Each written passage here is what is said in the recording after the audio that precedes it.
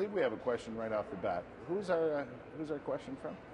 Claudette is on the telephone. Morning, Claudette. How are you? Good morning, Kurt. How are you? I'm very good, my darling. Merry Christmas to you, first of all. Yes, Merry Christmas to you, too. What's your question for JB this morning? I have tinnitus, and I've had it for several years. And approximately 8 years ago, I had tried a hearing aid, but I didn't find that it helped. I wondered if there was any new technology now or any type of medication that would help tinnitus.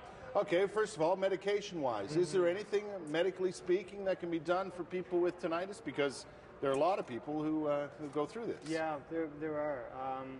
We have an ear, nose, and throat doctor that works in our clinic, and normally what I suggest, I would typically refer them to him directly, a specialist with tinnitus. Is that the first step when you're experiencing hearing trouble? Is that you go see your nose, throat? It really depends on the nature of the hearing loss. Okay. I mean, if it's a very typical hearing loss, if it's if there are no abnormalities with it, then it's generally not necessary. Right. But something with tinnitus, especially a significant tinnitus that somebody is finding very distracting, then in that case I would refer to the ear, nose, and throat doctor, and he would have some, he would have some advice on how to minimize. I've never experienced tinnitus, but it seems to me, again, it's one of those things like hearing loss is a very specific individual thing, right? And so it seems to me that tinnitus would be along the same lines, right? It can vary significantly. That's right. I mean, you can have a low frequency tinnitus, you can have a high frequency tinnitus, and again, the severity of it depends, right? And the frequency of it, right? So, but it can be very distracting. So some people go to ear, nose, and throat doctors first? Well, they would see us first. We would evaluate them, then we would make the right referral. Okay. And so, as I say, we have an ear, nose, and throat doctor that works on a weekly basis out of our clinic. And so it's possible there could be medication involved. I know that there is. Yeah. I know that there is, but he would be the expert, really. Right. And, what about then when it comes to the technology side of the question when tinnitus is involved? Well, very often we can resolve tinnitus, or at least help minimize it through amplification if there is an associated hearing loss. Very often that helps, and also there has been some development in treating tinnitus. For instance, there's been some programs that have been designed in hearing aids that help alleviate or help minimize or mask out the actual tinnitus. So there are some options. There's no question. Right. Yeah. But again, it's a matter of valuation. It's like anything else. It really is. It's tinnitus is a tricky thing to address, and it really varies on a case by case basis.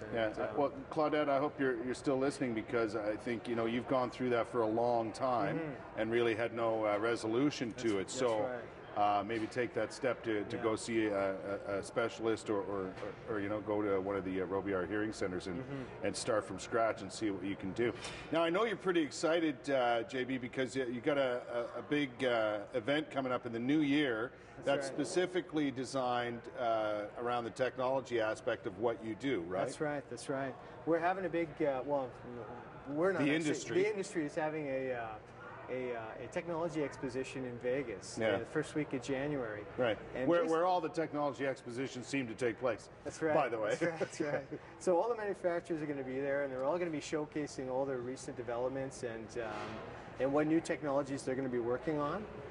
So it should be quite an event, and so it's the first time they've held anything like this, to your knowledge? The first one that I know of. Yeah. The first one I know of. They have all the electronics expositions and so on every year, so why not something along these lines? Because obviously things are moving technologically speaking, in a positive direction. Yeah, absolutely, and moving very, very rapidly. Yeah. And what's going to be interesting as well is we'll be able to see what's in the future, what they're working on currently. Right. I would imagine there's probably going to be some new apps there that I would guess that we'll be able to have a look at. Yeah, and our director Mike Pang was asking, he's not using an Apple product, so what about Androids? Apps for Androids, and I would imagine that that's under development currently, so more people can. I would imagine so. At the moment, it's strictly Apple. Yeah.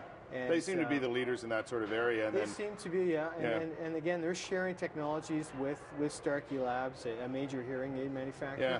So it makes sense, for these people involved in different technologies, be it devices like this. relating to devices like hearing aids. That's it seems to be a solid connection there. Right? Yeah, absolutely. There's just a natural relationship. Yeah. Absolutely. Yeah.